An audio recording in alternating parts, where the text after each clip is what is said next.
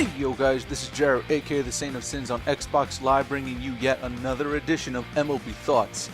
And today looks to be the wrap-up of my views on the playoff contenders as we return to the East Coast and look at the division that had the most talk surrounding it before heading into spring training.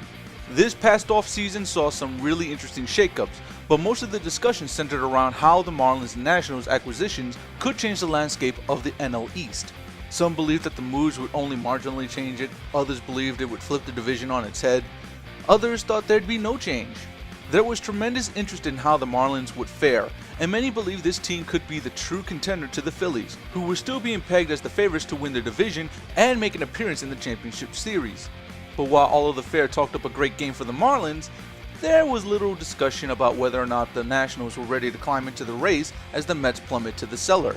But here we are in late July, and the image that most thought would be impossible is now a reality. The Philadelphia Phillies, with its stacked rotation that was declared as being possibly the best rotation in all of baseball's history, is sitting at the bottom of the division, looking up and wondering how much longer this current core of players can go before they're no longer competitive in this market. As a Mets fan that has grown to absolutely hate the culture surrounding Philadelphia over the years, and only recently grown to hate most of the players that make up the Phillies roster, I can't help but smile right now. But I have to be unbiased here. The Phillies aren't as bad as they've played. They've just missed out on producing when their now aging stars were hurt, and that's probably what's the biggest problem for this franchise. They were so big on Dominic Brown, who was ranked the number 15 prospect in all of baseball in 2010 and then 4th in 2011, that they let Jason Worth walk to get one of, if not the ugliest contract in baseball history, only to see him fail to figure it all out on the big league stage. Let's put this into perspective. In 2010, Brown in AAA Lehigh Valley, at 22 years old, was hitting .346 with 5 home runs and 21 RBIs in 28 games. Since then, in 2 separate seasons of AAA ball, he has combined a batting average of .270 on 91 hits with 8 home runs and 41 RBIs in only 95 games. This isn't the kind of production they were expecting from the 6'5", 205-pound left-handed outfielder. They were expecting him to be sort of like Chase Utley in terms of his production, a high-average hitter with quality power capable of double-digit homers. Then there's Freddie Galvis, who failed to gain any confidence as a backup for the second base position when Chase Utley was down on the DL. To me, this season is a sign of things to come for the Phils. The team is starting to fall apart, and it starts with the failings of their farm system to produce MLB-ready players now in times of injury and need. Their core players becoming more and more susceptible to injury and or simply beginning to have their play deteriorate, and the payroll is finally catching up to them. They're running out of room to add on talents as they've booked so many high-end contracts now that they're literally stuck with these players through thick and thin, and that's problematic because of seasons like this. And what if this season starts to become their norm? How do you balance off the team when you start seeing your main guys start falling off? I didn't want to say this, but I'm kind of left with no other option here. The Phillies are the 2007 Astros. This is Ed Wade all over again, and oddly enough, he's working within this organization as its special consultant, so it's almost poetic that they've become like the product he put on the field. There's no room to grow, and there's so much money invested in these guys that they are committed to sink or swim with them, and right now, they're sinking. And with the extension of Cole Hamels, there doesn't appear to be any one piece that the team is comfortable in moving that will net a huge return in prospects. Do I believe this team will remain in the cellar? I don't know. I think the Mets are going to be quickly joining them with their terrible bullpen. And the Marlins are also sinking ship with no direction in mind for how they'll start anew next season. I would certainly love to shove this season down Jimmy Rollins' throat, but that's just the biased Mets fan in me. You know what? Let's speak on them now, because this is a mess that I can't keep putting off and avoiding. This season was entered into with little expectations, and sitting here with the wild ride they've had, it's hard to believe that the one contributing factor to this team's inability to be in the race is the god-awful bullpen. The team ranks 30th in the league in ERA for relievers, 27th in batting average against, 28th in earned runs allowed, and 28th in whip. They're 3rd in blown saves with 16. This is downright the most hideous looking bullpen in the majors. But how is their starting pitching holding up in contrast? 7th in ERA, batting average against, and complete games, 6th in run support, 4th in quality starts, 3rd in shutouts, and in whip. This is what madness is, being a Mets fan! This team should be well within the race with the Braves and Nationals, two other teams that delight in their success thanks in large part to their pitching strengths. But instead, they're looking at a free fall to possibly land right next to the dead last Phillies. Will they be buyers this season? Of course not. Sellers? Not entirely. The Metros will be looking to clear up Omar Manaya's ugly contracts that still sit on the books, mostly by way of having them expire with the player still on the team, unless other teams come calling with their half-chewed bubblegum offers. So this season, the Mets will be quiet at the deadline, and rightfully so, as who wants Jason Bay?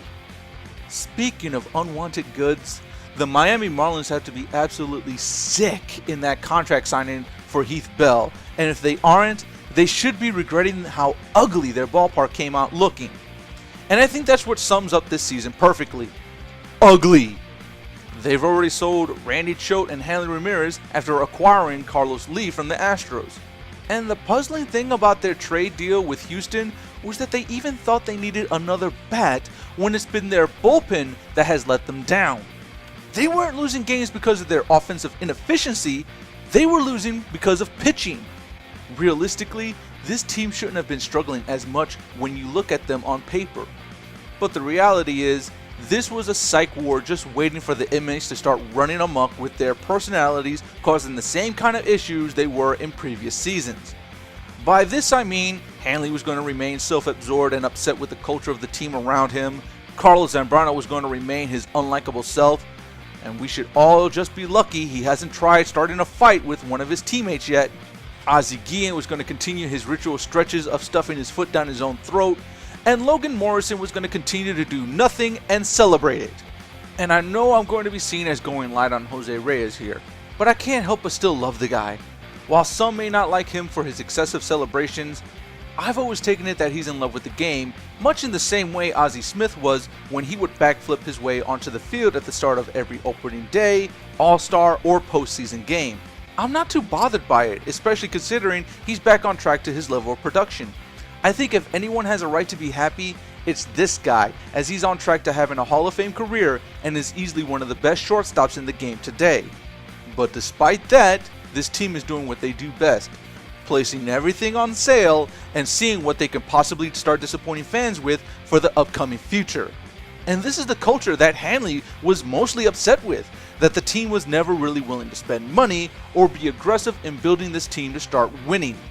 So this team will hear out offers on longtime ace Josh Johnson, mid-season acquisition Carlos Lee, and even Jose Reyes is buzzing in some trade talks. Will they budge on some of these guys? Maybe. Do I expect them to be exciting in upcoming seasons? No. The Marlins are what they've always been, a team that seems to only exist for the sole purpose of earning its owner some cash revenue on the side of their actual businesses. They're the afterthought of every decision made, and that's a shame considering this team has produced some of today's most exciting players, though these players no longer don a Marlin on their uniform. Now that we've got the depressing banter out of the way, let's cheer up with talks about buyers and contenders. Let's begin with my old nemesis, the Atlanta Braves. One cannot hate on the Braves without respecting the organization, its history, or its culture. But I can't help but still hate this team's fan base for being fair weather fans, despite putting out a solid team and product on the field every year for the past 20 seasons. This year, the Braves didn't disappoint to try and rectify the mistake that was last season's collapse, and they've been doing it while trying to experiment with their rotation. They've seen some minor league prospects, Mike Minor, Randall Delgado, and Julio Teheran, all get starts with varying results, but yet still held on to push forward and continue to win games. They've seen Jair Jurgens return and in 10 starts only produce 2 quality starts. They've signed Ben Sheets, who hadn't pitched a ball in the majors since July 19th of 2010 and hadn't received a win since July 10th of that same season. They're high in pursuit of Ryan Dempster, are tangled in possible talks with Zach Greinke.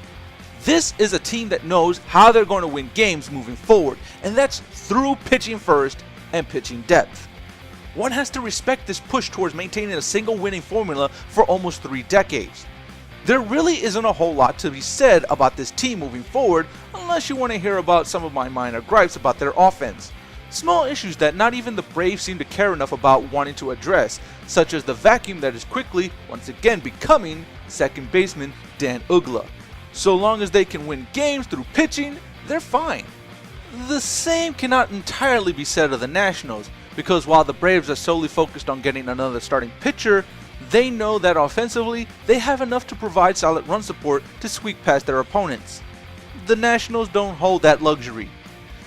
They've lost Ian Desmond to the DL, Ryan Zimmerman hasn't been the sharpest player that he once was, Jason Worth is still out with his wrist injury, and Bryce Harper is still years away from being the power-hitting beast he will inevitably become.